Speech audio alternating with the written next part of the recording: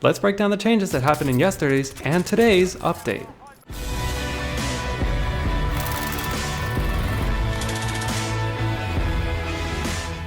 As usual, I'll only be covering weapons I've already done stat guides for and will be going in alphabetical order. Also, since Plunder is not available and I don't have the people required to do a private game, I won't be able to update the recoil charts until it comes back. But I'll leave any of the recoil charts that look identical or extremely close to what they were before. So let's start it off with the C58. Here are the old C58 stats, and here's the new. Pretty much the only thing that changed was recoil.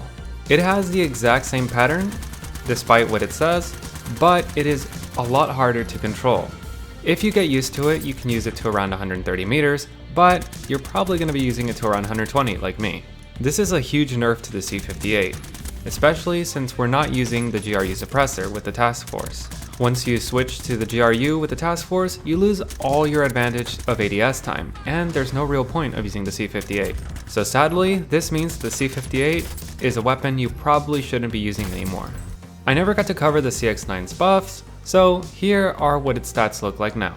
Everything I said in the video still applies. It is still a pretty good weapon up close, and it is great at range. However, due to its low mobility, it's not really a weapon you want to be using, unless of course you're pairing it with a Cold War assault rifle. The DMR-14 did receive a recoil change. Instead of going pretty much straight up, it now looks a lot like the FALs. It goes to the right. It is still usable up to 60 meters, but you do have to make more effort now. Apparently there was also another update today that changed the DMR-14's upper torso and neck multipliers. They now deal the same damage as lower torso and limb, so that means at longer ranges, you will need one extra shot to kill if you're hitting upper torsos. This also means that at longer ranges, you can no longer get that 4-shot kill with only one headshot. So for semi-autos, the FAL does seem to be the best now. Now for the EM2. The base optic did get moved back a little bit, and the task force barrel, like the other weapons, did get a bit reworked. However, I gotta say that the task force barrel change did nothing to the EM2. It is just as easy to use as before, so it is still usable to 135 meters in full auto. The FAL got its upper torso multiplier completely removed. This means that up close, it is no longer that viable. If you still want to use it up close, you can, but you have to get one headshot in, and sometimes it's not the easiest thing to do. And at range, pretty much nothing changed, so it's still as good as before. I still think it's the best semi-auto weapon, but it's just not as versatile and easy to use as it was before. Just like the other Cold War assault rifles, the Fara got the barrel nerf. And it did receive quite a nerf.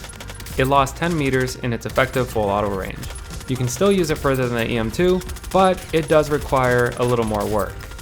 The Groza got a sprint out buff and the barrel nerf as well.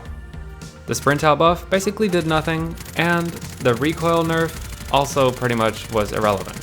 The Groza still goes up pretty quickly, and then after the first 20-25 shots, it becomes extremely easy to use. But the fact that you have to use so much ammo to reach that point means I still do not recommend the Groza. And the sprint out buff? I mean, its up close TTKs are terrible, so why would you want to sprint out with this anyways? The Krig got a lot of things changed. They added a third damage range, they decreased the weapon kick, and of course the nerf of the barrels. You may think that its new damage score is pretty bad, and it would be if it didn't have the best recoil in the game now. Seriously, I just stopped trying to test past 200 meters because it's still pinpoint accurate. So while they made the long range TTK almost a second long, it doesn't matter because you will be hitting every single shot. It is ridiculous how accurate the Krig 6 is now. At least now, if you have full plates, you stand a chance to run away if someone starts hitting you with it. Nothing much changed with the M16 other than its visual recoil, but because of this, you can now use it up to 100 meters instead of 75. Now that there's less bouncing, it is so much easier to just pull down and focus on your target. So while it is a nice buff, I still want to see a bullet velocity increase. The MG82 got a barrel nerf as well, and this only reduced its effective range by 5 meters. Since the recoil is straight vertical, my problem is that I run out of desk space before I have any sort of actual control issues.